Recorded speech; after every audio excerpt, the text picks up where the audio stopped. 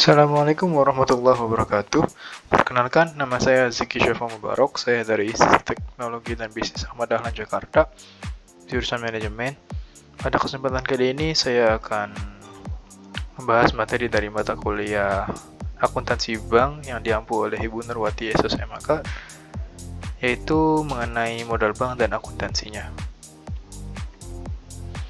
Pengertian modal bank. Modal bank merupakan hak pemilik bank kepada bank yang bersangkutan atau dana yang diinvestasikan oleh pemilik dalam rangka pendirian badan usaha untuk membayar kegiatan usaha bank dan untuk memenuhi regulasi pemerintah. Modal bank ini juga merupakan hutang bank kepada para pemiliknya. Oleh sebab itu, disajikan sebagai salah satu komponen pasifa di sebelah kanan neraca. Modal bank merupakan modal awal pada saat pendirian bank yang jumlahnya telah ditetapkan dalam suatu ketentuan atau peraturan pendirian bank. Fungsi modal bank yaitu yang pertama untuk melindungi deposan, yang kedua untuk meningkatkan kepercayaan masyarakat, yang ketiga untuk membiayai kebutuhan aktiva tetap, dan yang keempat untuk memenuhi regulasi permodalan yang sehat menurut otoritas moneter. Berdasarkan PSAK, pos-pos yang termasuk dalam komponen modal antara lain yang pertama yaitu modalisator, yang kedua tambahan modalisator yang terdiri dari agio, sumbangan, dan selisih kurs, yang ketiga selisih penilaian kembali aktiva tetap, yang keempat laba atau rugi yang belum direalisasi, yang kelima pendapatan komprehensif lain, dan yang terakhir yang keenam saldo laba yang terdiri dari cadangan, laba rugi tahun lalu, dan laba rugi tahun yang berjalan. Modal bank dibagi menjadi dua, yaitu yang pertama modal inti tier 1 dan modal pelengkap atau tier 2. Kita bahas dulu yang modal inti atau tier 1, yaitu terdiri dari modalisator, yaitu modal yang telah disetorkan oleh pemilik bank. Kemudian ada agio saham, yaitu selisih lebih antara harga saham dengan nilai nominal saham. Kemudian yang ketiga modal sumbangan, yaitu modal yang diperoleh dari sumbangan saham, termasuk selisih antara nilai yang tercatat dengan harga jual, modal donasi, dan lain-lain. Kemudian ada cadangan. Yang pertama cadangan umum, yaitu cadangan yang dibentuk dari penyisihan saldo laba yang mendapat persetujuan dari rapat umum pemegang saham. Kemudian ada cadangan tujuan, yaitu cadangan yang dibentuk untuk tujuan tertentu. Yang terakhir ada saldo laba, return earning, yaitu saldo laba yang tidak dibagikan. Laba atau rugi tahun lalu, yaitu laba tahun-tahun lalu yang tidak dibagikan akan tetapi digunakan untuk antisipasi bila ada kerugian di masa mendatang. Kemudian laba rugi tahun berjalan, merupakan laba rugi tahun berjalan setelah dikurangi pajak. Nah, di sini ada modal pelengkap yang terdiri dari atau tier 2. Yang terdiri dari cadangan revaluasi aktiva tetap adalah merupakan cadangan yang dibentuk karena adanya selisih penilaian kembali aktiva tetap. Kemudian yang kedua penyisihan kerugian aktiva produktif, merupakan penyisihan kerugian yang diperhitungkan atas aktiva produktif yang dimiliki oleh bank. Kemudian yang ketiga modal pinjaman atau modal kuasi, merupakan modal yang didukung oleh instrumen atau market yang memiliki sifat seperti modal. Dan yang terakhir yang keempat pinjaman subordinasi, yaitu merupakan jenis pinjaman yang hanya dapat dilunasi setelah kewajiban-kewajiban bank telah dibayar. Pinjaman subordinasi ini sifatnya hampir sama dengan modal. Adapun modal bank pelengkap tambahan tier 3 menurut Peraturan Bank Indonesia nomor 10/15/PBI/28 yang berisi modal pelengkap tambahan atau tier 3. Poin A, tier 3 hanya dapat digunakan untuk menghitung risiko pasar. Dan poin B, limit tier 3 sama dengan 250% dari bagian tier 1 yang dialokasikan untuk menghitung risiko pasar, dan tier 2 tambah tier 3 harus sama dengan tier 1. Poin C, komponen tier 3 mencakup pinjaman subordinasi jangka pendek. Bagian dari pinjaman subordinasi dalam tier 2 yang melebihi batas maksimum 60% dari tier 2, dan tier 2 yang tidak digunakan dengan memenuhi persyaratan tertentu. Poin D, persyaratan tertentu pinjaman subordinasi jangka pendek yang menjadi komponen tier 3 antara lain minimal berjangka waktu 2 tahun. Sesuai dengan ketentuan Bank Indonesia, bank harus memenuhi penyediaan modal minimum atau Capital Adequacy Ratio atau yang bisa disingkat CAR. Perhitungan CAR adalah menghitung perbandingan antara modal bank terhadap aktiva tertimbang menurut resiko atau yang biasa disingkat ATMR. ATMR adalah aktiva yang terdapat dalam neraca bank dikalikan dengan bobot resiko masing-masing aktiva. Nah, jadi perhitungan Capital Adequacy Ratio atau CAR secara umum dilakukan berdasarkan prinsip-prinsip yang ditetapkan oleh Bank for International Settlements. Peraturan Bank Indonesia Nomor 15/12/PBI/2013. Bank wajib menyediakan modal inti atau tier 1 paling rendah sebesar 6% dari aktiva tertimbang menurut resiko atau ATMR dan modal inti utama atau Common Equity Tier 1 yang paling rendah sebesar 4,5% dari ATMR, baik secara individual maupun secara konsolidasi dengan perusahaan anak. Formula perhitungan KER yaitu sebagai berikut. KER sama dengan modal dibagi aktiva tertimbang menurut risiko.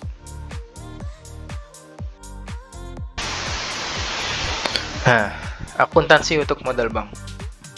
Akuntansi untuk transaksi modal meliputi penyetoran modal, penyisihan laba usaha setelah pajak untuk tujuan tertentu atau cadangan, dan penambahan modal dari pihak lainnya. Kita bahas yang pertama dulu, yaitu saat penyetoran dana modal.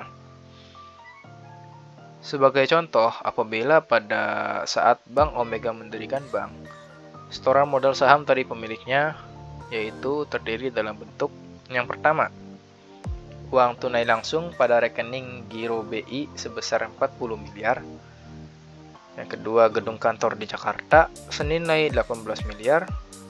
Yang ketiga, ada inventaris kantor senilai 300 juta. Dan yang keempat, ada kendaraan dinas senilai 100 juta rupiah.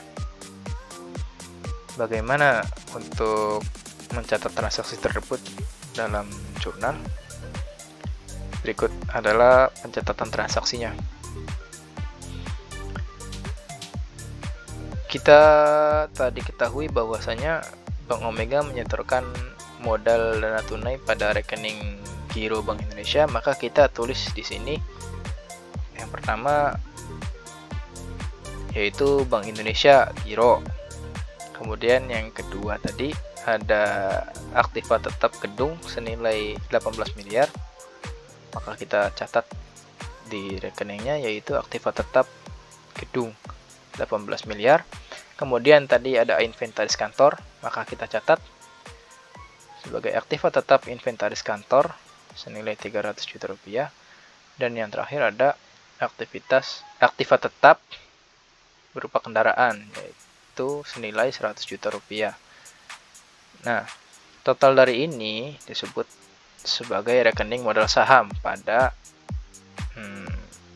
pasiva di sebelah kanan neraca, yaitu kita jumlahkan maka akan mendapatkan nilai sebesar 58 miliar 400 juta rupiah. Begitu. Yang kedua ada penyisihan laba usaha bank. Setiap akhir periode setelah mengetahui hasil bersih usaha atau laba bersih bank, maka Bank Omega akan menyisihkan sejumlah labanya untuk keperluan tujuan khusus. Penyisihan ini bukan berarti menyisihkan sebagian uang tunai untuk membayar atau memenuhi kewajiban tertentu di kemudian hari. Penyisihan ini hanyalah cara untuk mengalokasikan laba untuk tidak dibagikan kepada para pemegang saham ataupun karyawan dalam bentuk dividen maupun bonus. Kita masih pakai contohnya Bank Omega. Sebagai contoh, apabila pada akhir tahun Bank Omega mendapatkan laba sebesar 24 miliar rupiah dan diputuskan oleh direksi untuk mencadangkannya sebagai berikut. Yang pertama yaitu untuk pembagian laba sebesar 5 miliar dan untuk pembayaran hutang jangka panjang sebesar 2 miliar. Bagaimana cara untuk membukukannya? Nah, di sini kita tulis dulu pada kolom debit yaitu ikhtisar laba rugi laba tahun berjalan senilai total tadi yaitu 24 miliar. Nah, untuk di kolom kredit kita tuliskan pembagian laba dan pembayaran hutang jangka panjang yang telah ditentukan. Yaitu ada 3 rekening laba ditahan. Yang pertama laba ditahan. Penyisihan pembagian laba sebesar 5 miliar rupiah. Kemudian laba ditahan yang kedua yaitu pembayaran hutang jangka panjang sebesar 2 miliar rupiah. Dan yang ketiga laba ditahan tanpa tujuan sebesar 17 miliar rupiah, atau sisa daripada 24 miliar dikurangi 5 miliar dan 2 miliar rupiah, maka bersisa 17 miliar rupiah. Rekening laba ditahan untuk tujuan pembagian laba dan pembayaran hutang jangka panjang. Dalam bahasa istilah akuntansinya dikenal dengan appropriated retained earnings, sedangkan laba ditahan tanpa tujuan dikenal dengan unappropriated retained earnings.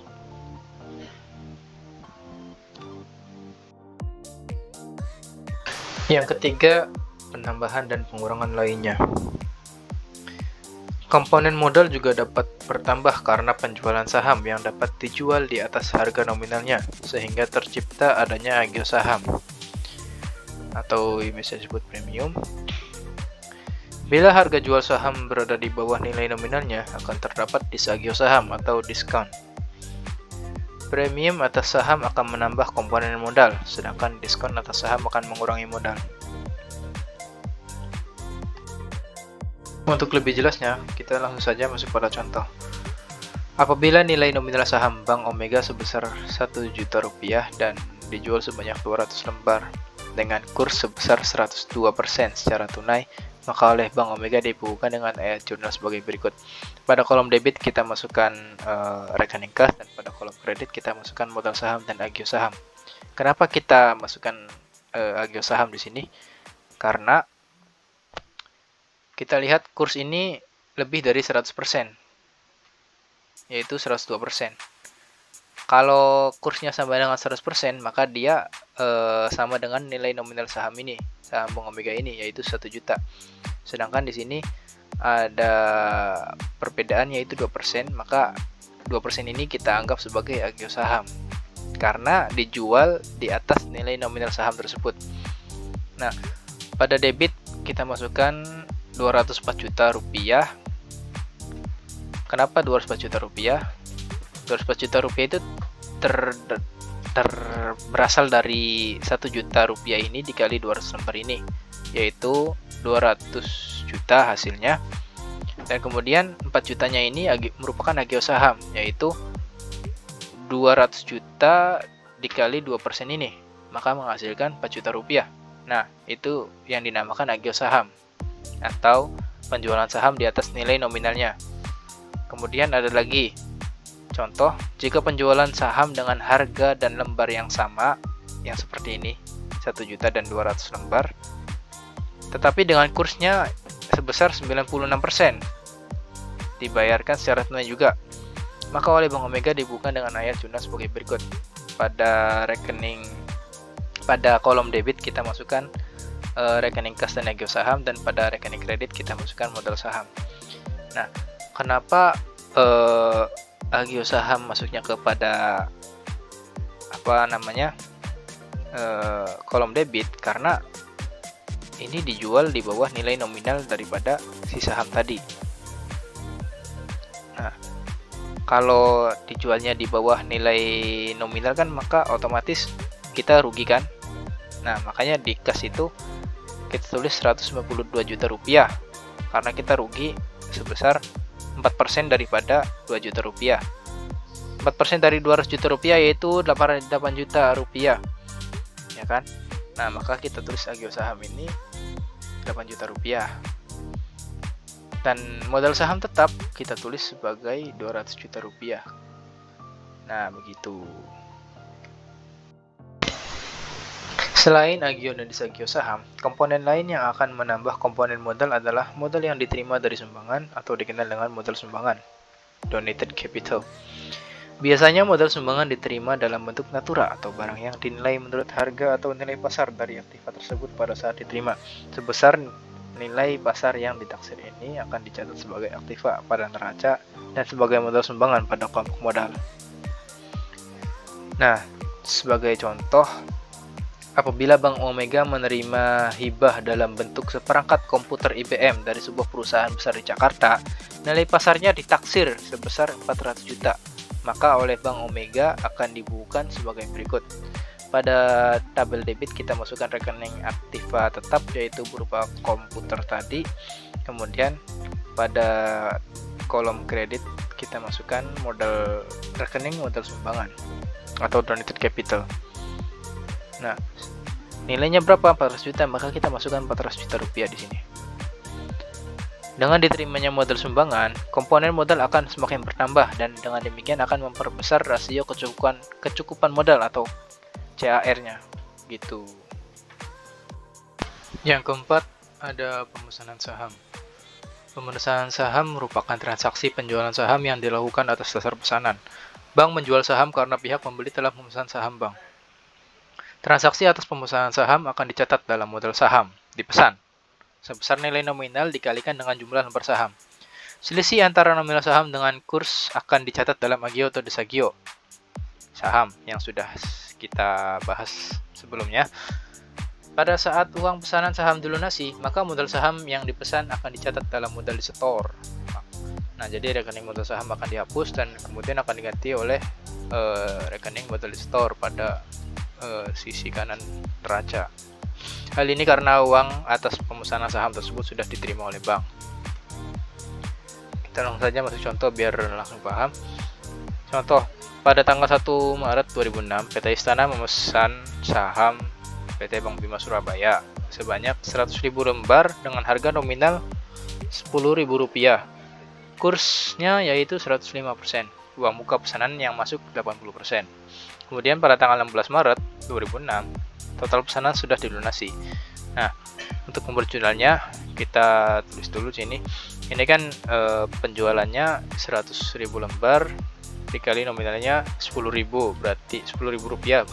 Maka menjadi 1 miliar rupiah. Dan di sini kursnya di atas 100%, maka kita dapat agio saham sebesar 5%. 5% dari 5 miliar yaitu 50 juta. Nah, jadi kita tulis di sini pada kolom debit kita tulis kas karena pakainya secara tunai ya, dan masuk pesanannya cuma 80% dulu. Sisanya yaitu piutang. Maka kita tulis juga di kolom debit ini diakui sebagai piutang PT Istana. Nah, di kas ini kita tulis 1 miliar 50 juta dikali 80%. Maka hasilnya yaitu 840 juta. Nah, sisanya ini 1 miliar 50 juta dikurangi 840 juta itu sama dengan 210 juta rupiah. Maka itu akan diakui sebagai piutang. Nah, pada kolom kredit kita masukkan modal saham dipesan. Rekening modal saham dipesan karena PT Istana ini belum melunasi pesanannya gitu. Jadi namanya rekeningnya modal saham dipesan. Kemudian kita mendapat agio saham karena kita dengan kurs di atas 100%. Nah, agio sahamnya itu 50 juta. Nah, oke, ini untuk tanggal 1 Maret. Kemudian untuk yang tanggal 16 Maret karena sudah dilunasi, maka kita dapat lagi uang dari PT Istana tadi. Di kolom debit kita masukkan kasnya yaitu 210 juta, dan kita di kolom kredit kita hapus piutang daripada PT Istana tadi sebesar 210 juta juga. Nah, karena sudah dilunasi, maka rekening modal saham dipesan harus kita hapus. Makanya kita taruh di kolom debit. Nah, dan ketika sudah lunas pesanannya, rekening modal saham dipesan ini akan berubah menjadi rekening modal disetor gitu. Nah, untuk di kolom debit modal saham dipesan sebesar 1 miliar rupiah kita tulis ini untuk menghapus rekeningnya, dan kita untuk mengganti rekening modal saham dipesan ini kita tulis di kolom kredit modal disetor sebesar 1 miliar rupiah. Nah, ada asumsi nih, bila PT Istana tidak dapat melunasi pesanan saham tadi pada 16 Maret dan sudah ada perjanjian, Bank Bima Surabaya mengembalikannya 90% dari nilai yang telah dibayar. Nilai yang telah dibayar tadi sebesar 840 juta kan. Maka kita buat jurnalnya, kita tulis tanggalnya 16 Maret. Nah, di kolom debit kita hapus dulu modal saham dipesan tadi karena saham yang dipesan sudah selesai transaksinya gitu kan. Jadi kita hapus di sini modal saham dipesan yaitu sebesar 1 miliar rupiah. Nah, di sini agio saham keuntungan kita nih kita hapus juga karena ya kita tidak mendapatkan untung karena si PT Istana tidak melunasinya begitu. Kita hapus juga piutang PT Istana pada kredit yaitu 210 juta, dan kasnya yaitu 756 juta. Kita kembaliin duitnya gitu kan, senilai 90% daripada 840 juta. Nah, sisanya itu kita mendapatkan pendapatan lain-lain 84 juta gitu. Kalau ini ditambah ini kan sama dengan 840 juta gitu kan. Nah, itu. 5. Pembelian saham. Pembelian saham yang beredar menjadi faktor penting dalam mempertahankan kepemilikan bank. Saham yang dibeli kembali disebut dengan saham treasury. Akuntansi untuk saham treasury dikelompokkan menjadi dua jenis, yaitu dicatat menurut harga perolehan atau cost method dan harga nominal. Nah, yang pertama kita masuk pada metode harga perolehan terlebih dahulu. Dalam metode harga perolehan, pada saat emisi saham, modal saham dicatat sebesar jumlah lembar saham dikalikan dengan harga nominal saham per lembar. Selisihnya akan dicatat dalam agio atau desagio saham seperti biasa. Kemudian pada saat pembelian kembali, harga beli dikalikan dengan jumlah lembar saham dicatat dalam saham treasury. Karena membeli kembali sahamnya, maka ditulis sebagai saham treasury. Pada saat penjualan, maka perbedaan antara harga pada saat pembelian kembali dengan harga jual akan diakui sebagai tawaran modal setor, bukan lagi desagio atau agio saham, yang bisa ditulis pada sisi debit atau kredit sesuai dengan kursnya. Kalau kursnya itu di atas 100%, maka dia maksudnya di kredit karena kita mendapat keuntungan, dan kalau kursnya di bawah 100%, maka kita tulisnya di sisi debit karena kita mendapatkan kerugian.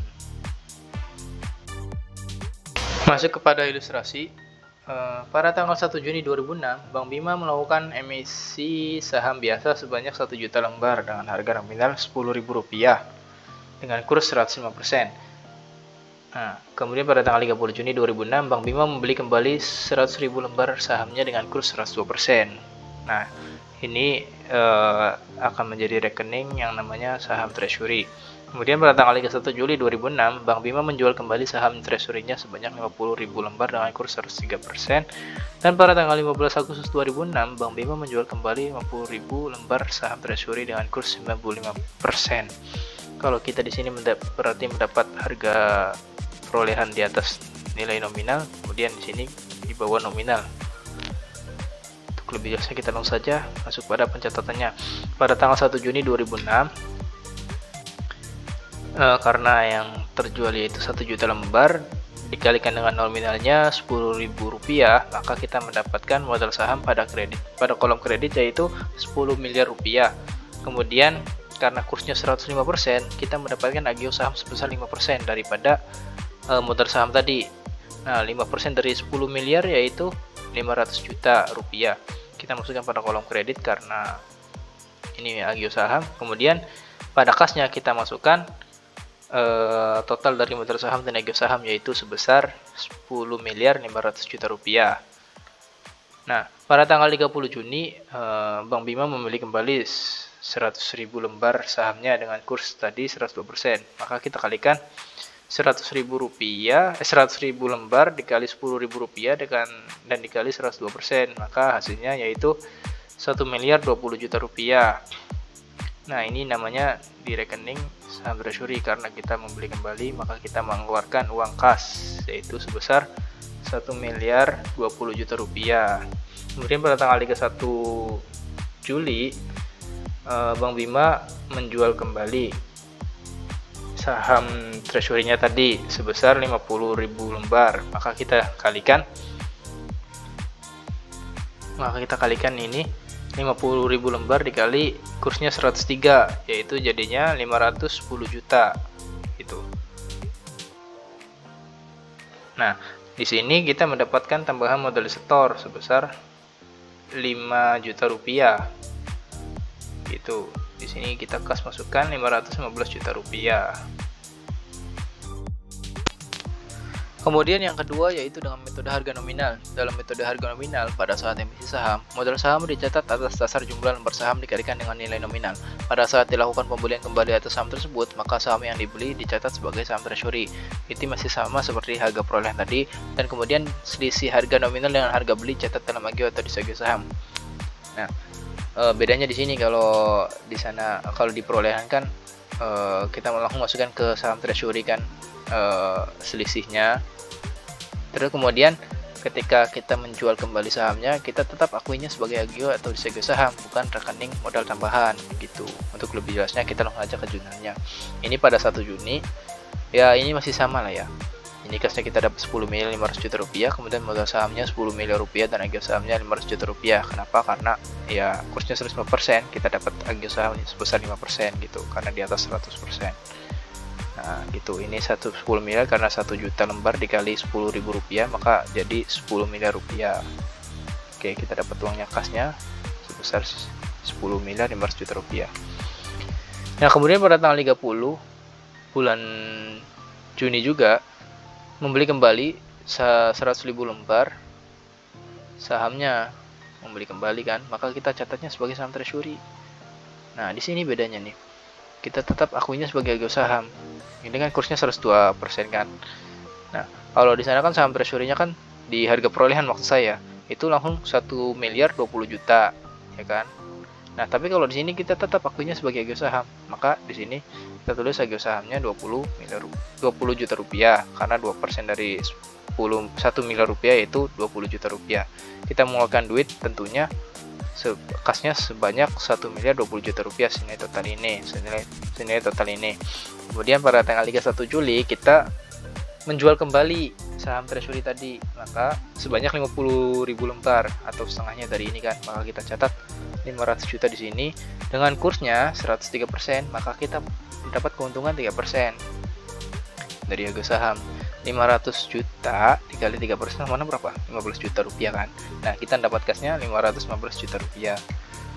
Nah kemudian di tanggal 15 Agustus dijual kembali lagi, tapi dengan kursnya 96%, maka kita dapat disagio saham atau kerugian gitu, atau diskon.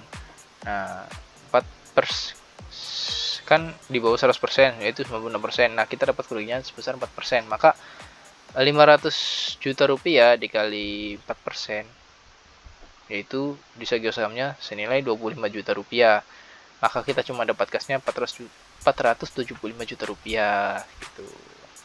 Ini saham treasury-nya habis ya, 50.000 lembar lagi soalnya. Nah di sini kan habis gitu. Kemudian ada akuntansi saldo laba. Kalau tadi kan kita sudah bahas akuntansi modal.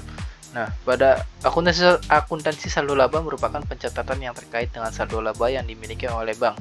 Beberapa peristiwa yang terkait dengan pencatatan saldo laba antara lain adalah adanya laba rugi pada tahun berjalan dan pembagian dividen atas laba bank.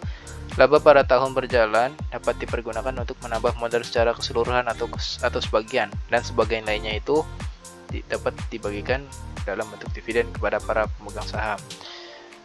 Nah, keputusan pembagian dividen ini terletak pada RUPS atau Rapat Umum Pemegang Saham. Nah, untuk lebih jelasnya kita langsung masuk ke contoh. Misalnya, laba per 31 Desember 2005 sebesar 2 miliar rupiah. Berdasarkan RUPS, laba yang tidak dibagi sebesar 50% dari laba rugi tahun berjalan dan sebesar 10% dibagikan dalam bentuk dividen. Maka saldo laba atau laba yang tidak dibagi dihitung sebesar 50% dikali 2 miliar yaitu 1 miliar. Nah, di jurnalnya kita catat 31 Desember 2005 dengan rekening ikhtisar laba rugi pada kolom debit dan saldo laba pada kredit sebesar 1 miliar rupiah. Ini karena tidak dibagi kan labanya tidak dibagi sebesar 50%. Kemudian pembagian dividen tunai. Dividen yang akan dibagikan kepada pemegang saham adalah sebesar 10% dari laba untuk periode 2005 tadi ini, ya kan, sebesar 10% dalam bentuk dividen. Maka dividen yang dibagikan sebesar 10% dikali 2 miliar rupiah yaitu 200 juta rupiah. Nah, jurnal yang dibuatnya ada dua nih, pada saat diumumkan dan pada saat pembayaran laba. Kita tulis dulu pada saat diumumkan. Kita catat saldo labanya di rekening debit, di kolom debit maksud saya, karena untuk mencatat, untuk mengurangi ini di sini saldo laba nanti kan. Nah, saldo laba di kolom debit, kemudian utang dividennya kita masukkan ke kredit karena itu kewajiban kita untuk membayar utang dividen. Ini baru diumumkan ya. Nah, baru pada saat pembayaran utang dividen tadi kita hapus rekeningnya. Maka kita masukkan dalam kolom debit, kemudian kita mengeluarkan uang kas sebesar 200 juta rupiah. Tapi bila dividen dibayarkan dalam bentuk saham, maka dalam ininya kita akui di kolom kreditnya sebagai modal disetor.